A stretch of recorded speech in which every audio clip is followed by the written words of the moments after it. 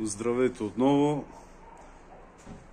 Искам тук да ви покажа относно за Мерцедеса, за смяната на, нали виждате тук какво чудо става от масло. Ето това е маслото, което се източи, но тук съм свалил картера,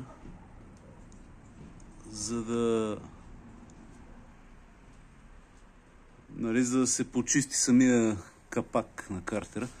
Но, за да се източи цялото масло, 7 литра, защото тази кутия хваща точно 7 литра, за целта, като отвиете от тук пробката на картера,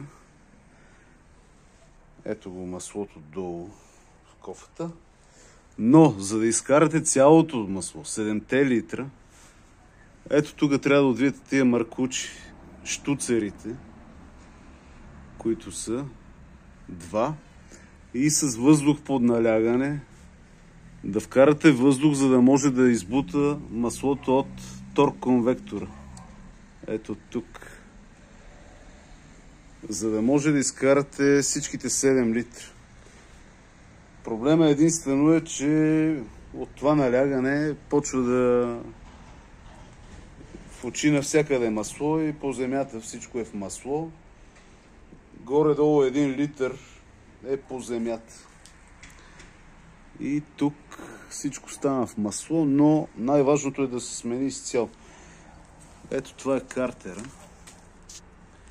Това е картера, който картер е пълен с стружки.